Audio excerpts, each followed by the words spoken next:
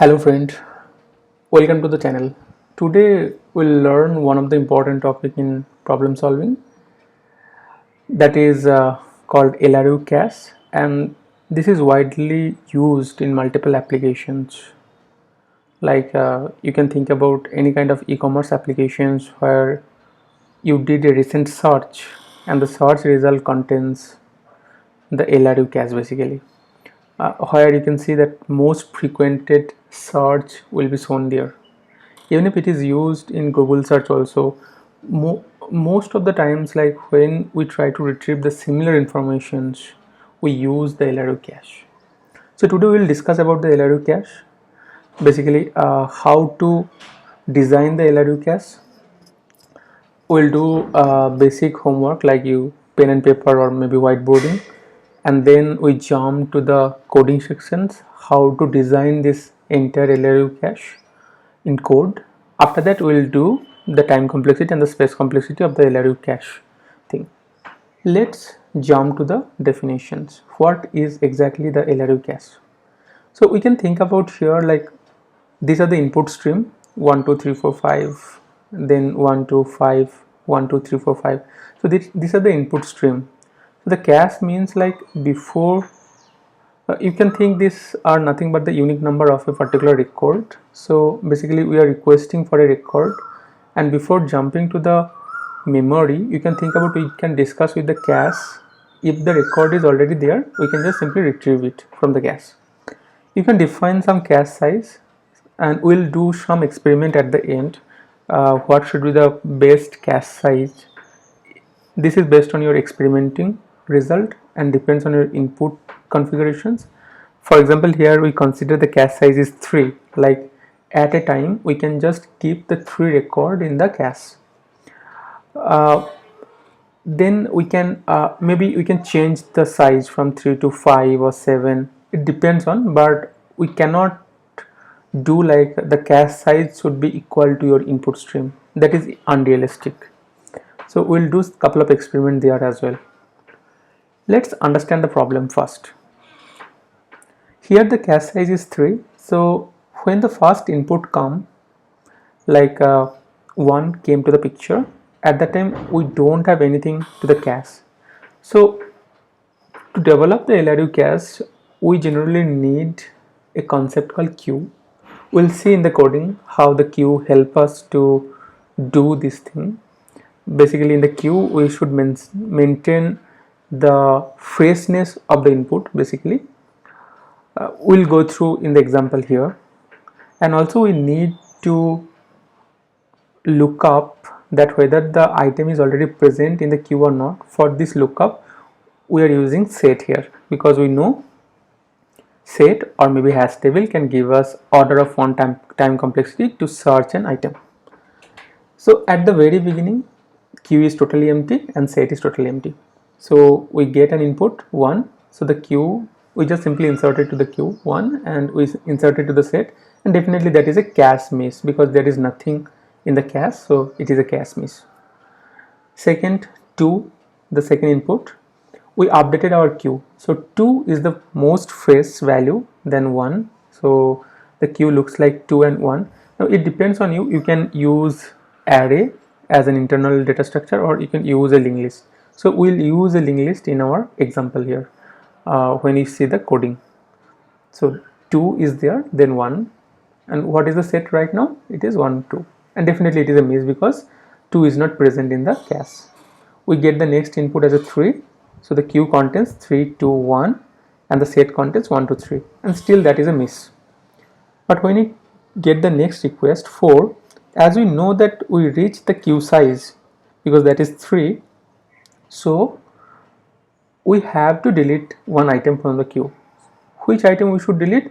We should delete 1 because that is least frequently used item and that used long. So we just delete 1 and we insert 4 basically. So how the queue will be look like? 4 3 and 2. You see the queue, the importance of this arrangement in the queue. The 4 is the most fresh one, and the 3, the next the freshness of 3 is more than 2 but it's less than 4. So in that way we can just simply maintain the queue. So it will help us to delete the item, basically delete from the end when it is needed. That is again a miss. So we'll do the similar way for 1, 2 and 5.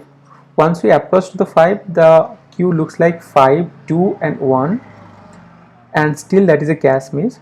When the next request comes, now 1 came to the picture. Does this set contains 1? Yes. So basically cache contains 1. Great. How to update the queue at that time? So we are not deleting anything here. So we are repositioning 1 to the front, because front 1 is the most fresh value in the queue. So we repositions 1 to the front of the queue. It may happen like maybe the next request is also an 1, so there is no change in the queue at all. So we have to take care of all the scenarios, all the edge cases when you see the coding sections basically. So what is the queue value right now? 1, 5 and 2, and there is no change in the set, and that is a cache hit happens. The same thing happens when the next request came as a 2. So the value is 2, 1 and 5, and there is no change in the set, and it is a cache hit happens. After 2, there is a request 3 came to the picture, and as 3 is not present in the hash table or maybe set, so definitely that is a cache miss. So we have to delete an item from the queue. Which item we should delete? We should delete 5 basically, because this is not the fresh one. So we delete 5 and we insert 3 at the beginning of the queue. So 3, 2, 1 is the current queue state, and that is a cache miss. Exactly, we are doing the same for 4 and 5, and we see that in this entire experiment we only see 2 cache hit and remaining are the cache miss. If we change the queue size maybe 4, you will see a different result. We'll do that experiment at the end of these sessions, where you can see we have a multiple cache size and we did the experiment. What would be the optimal way to choose the cache size based on your input request? Let's jump to the coding sections. We'll do the coding, we'll do the analysis of the time complexity and the space complexity. Let's see how to implement the LRU cache. So we'll go through every step by step and all the code what is needed to implement the LRU cache, and at the end we should analyze the space complexity and the time complexity. Let's go through one more time. So this we need the input stream. Right now I just provided 1 2 3 4 1 2 5 1 2 3 4 5, and definitely it should be fitted like what should be the cache size. Right now I think about let's say 3 is the cache size. So at max we can put 3 elements to the cache, and anyhow that cache size could be varies like based on your implementations, based on your use case. So we'll see at the end if we change the cache size how much performance has been improved, and we can just do some kind of calculations like hit percentage, whether how much the cache miss happens, how much percentage the cache hit happens, all the records. So let's define a node. Basically to solve this LRU things we need two basic data structure. One is we need a set which says about how the elements which is right now present in the cache, and we need a queue to maintain the cache actually. So let's define a node, because for maintaining a queue I use a linked list. So for that purpose I need a node basically. It's a very basic definitions. It has a value and it has a next. For my implementation purpose I use Swift. You can use your favorite language, CPP or Java, whatever you prefer, but the end-to-end concept is exactly same, just the language changes is there. And we have a queue. So queue has a root, and I specify the queue size because queue size has implications with the LRU cache size. We'll see how it is affecting in the future implementations. I'm not going through this queue right now. We'll see when it is utilized. I directly jump to the LRU implementations. So I define a class called LRU, and I set the init like user should put the should feed the size when it being initialized. So we have defined a size here, and this LRU contains two primitive data types. One is your queue, another is your set. We'll see how it is used in here. We feed the inputs here. Basically, this is the input stream.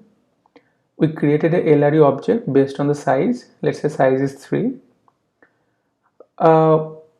We can do the optimizations later, like how good this LRU right now. For that purpose, we use the cache hit records. For example, in this input, if we calculate with respect to the 3 size, you see the estimations here at the end. The hit percentage is only 60% because most of the times cache miss happened. Only 2 times the cache hit happens. But if I change it to the 4, let's say LRU size is 4, and once I run the applications, you see there is a hit percentage improved, that is 33% basically. So we have a less cache miss and more cache hit happens. We'll see that later, like what should be the good value for the cache size, because there is a certain limitations. We cannot go to the number of input size, like go to the n. So we can do the experiment based on the size later. Let's see how the LRU has been implemented. Let's talk about one after another. The first input, let's say we feed 1 here. So currently it is input is 1. Let me jump to here. I'm processing 1 right now, and whether it is hit or miss, how to decide? So we created a function called process request. If you see the LRU, we have a function called process issue. So the first item came here, 1. Now the cache hit initially it is a false. What is the content of the set at the very beginning? There is nothing. This is totally empty, and the queue is also empty. So set does not contain 1, definitely. So it goes to the else case. As the item is not present in the cache, that means it is a cache miss happened.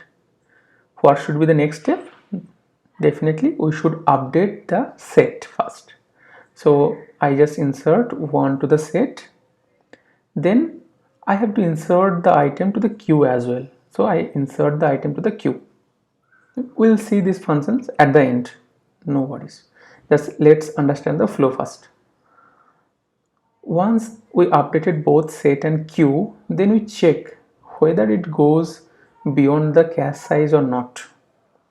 If it goes beyond the cache size, we have to do certain things. What is the queue size right now? It is 1. And what is the LRU size, which is feeded when it is being initialized? It is 3. So 1 is not more than 3. Nothing to do here. So we make a cache hit is false because this guy is being executed and it is returning after that. Let's process the next request. What is the next request? 2. So at that time in the queue we already have 1. So it came here again.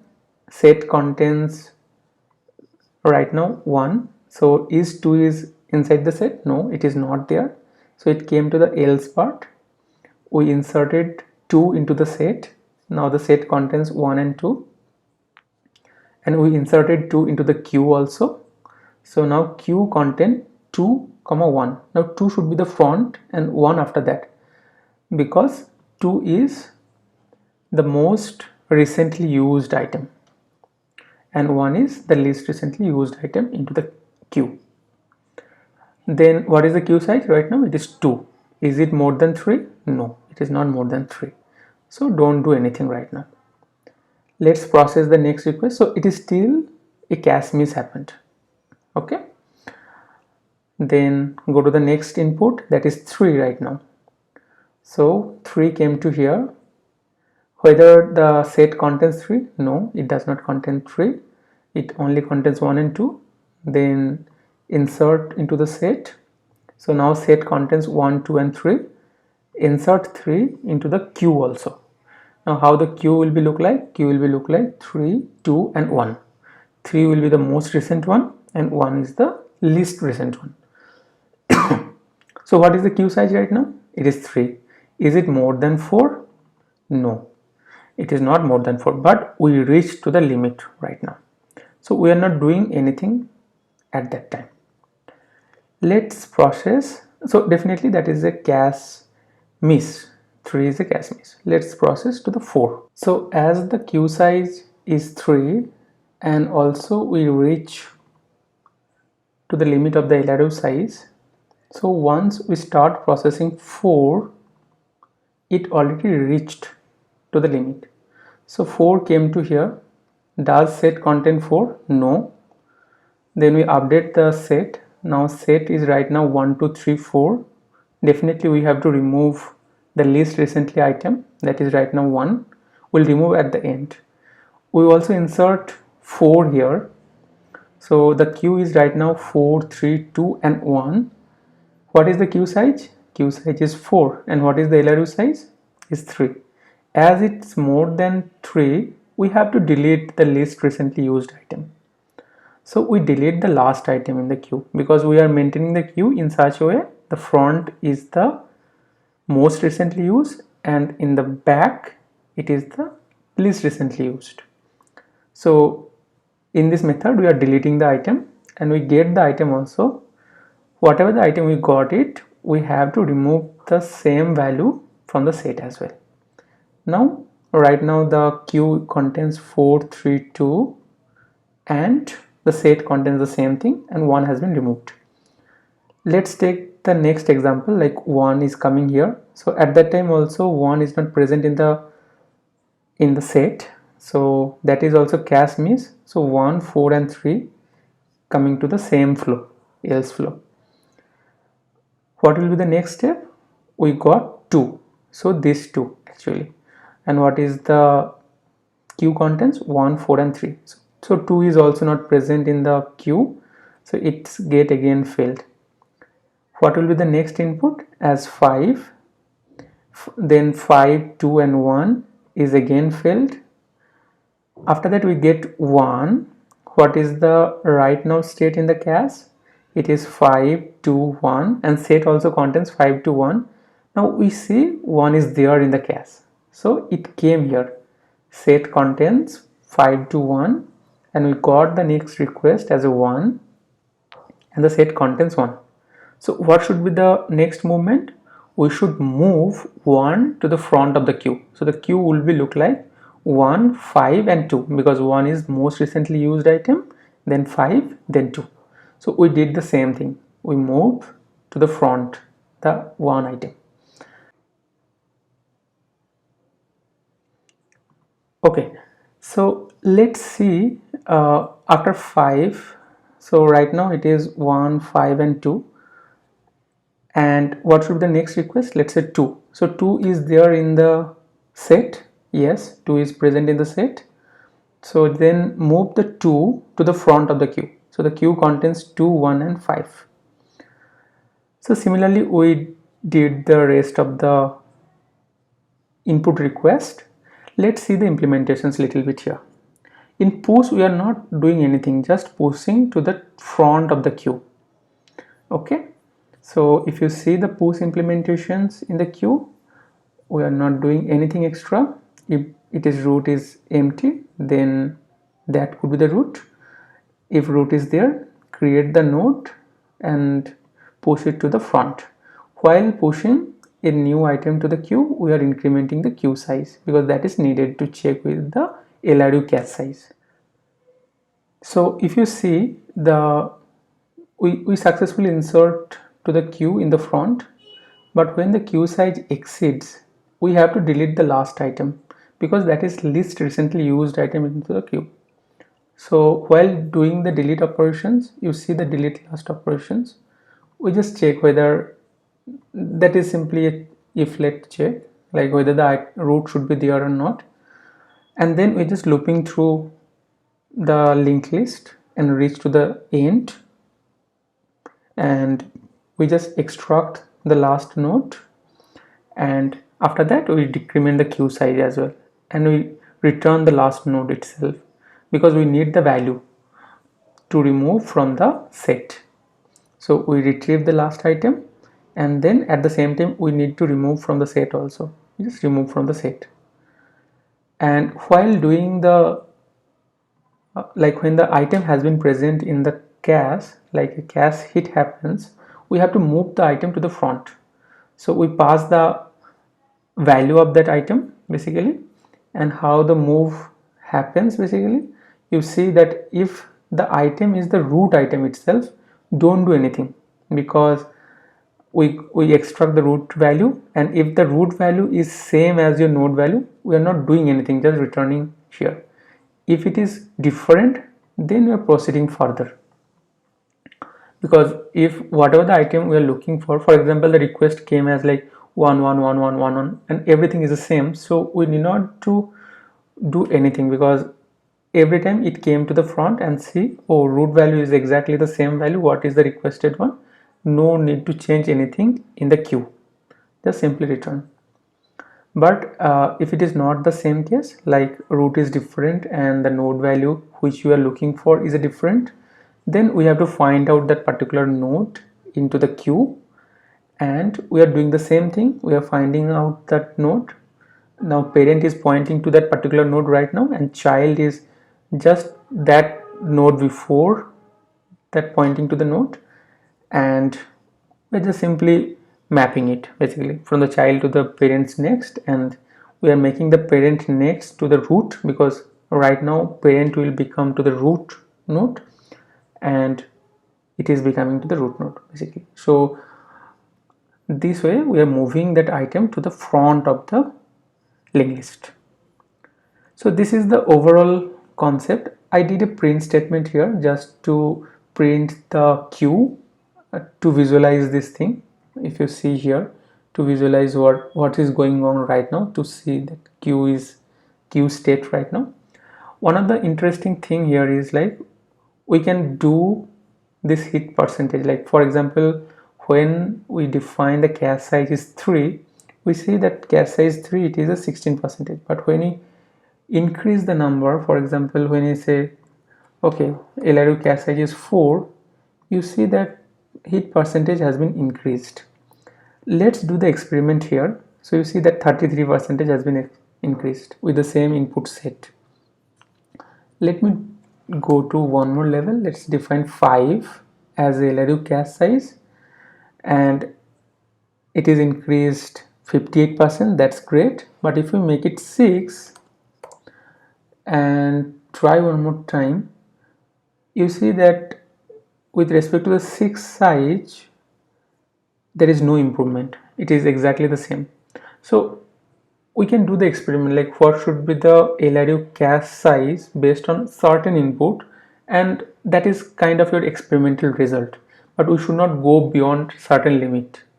So we can think about 6 could be or maybe 5 could be a good candidate for this kind of your input. Let's talk about the time complexity here, the space complexity. In general, we discuss about the time complexity and the space complexity when the input size is very big. It can be infinity. But here we have an input size is like it is a stream.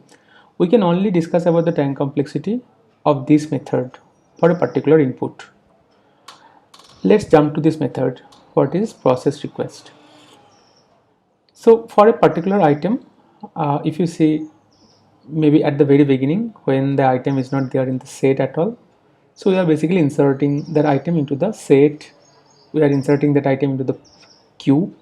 So this is order of one time, basically inserting an item to the set. Even if inserting an item to the queue at the very beginning is also order of one time, because we are inserting at the front at the root level. if the queue size is more than the our cache size, generally we delete the item from the end. Here is an interesting observation. As we define the queue size is fixed, we know if the size is fixed, every operations can be treated as a constant. So this delete last item, when the queue size knows like it is a 3 or maybe 4 or maybe 5, it is still as a constant size. But when it goes like, okay, the queue size may be n, you can relate with the respect to the input size, it can grow with respect to the input size, then deleting the last item can lead to the order of n. Similarly, to remove the item from the set, it is order of 1 operations. So when we know that the queue size is fixed 4, 5 or maybe 100 for large case, the entire operations takes order of 1 time. Only if the queue varies with respect to the input while deleting the item, or maybe while finding that item and moving to the front, can go to the order of n time. So with respect to the time complexity, it is order of 1 when the queue size is fixed, it goes to the order of n when the queue size increases with respect to the input size. That is about the time complexity. What about the space complexity? We need basically order of, now here is the similar observation happens. We need a set to save the data and we need a queue. Here exactly same, when you know that size is fixed, you can think about the space complexity is also order of 1 because we are only saving 4 or 5 items into the queue as well as in the set. But when the input varies, like the cache size can grow with respect to the input size, then the queue may grow to the order of n, and at the same time we need the similar data for saving the item into the set, that can also grow to the order of n. So with respect to the space complexity, it can be order of 1 when the size is fixed, it can grow to the order of n when the size varies with respect to the input size. So these are the two observations with respect to the time complexity and the space complexity.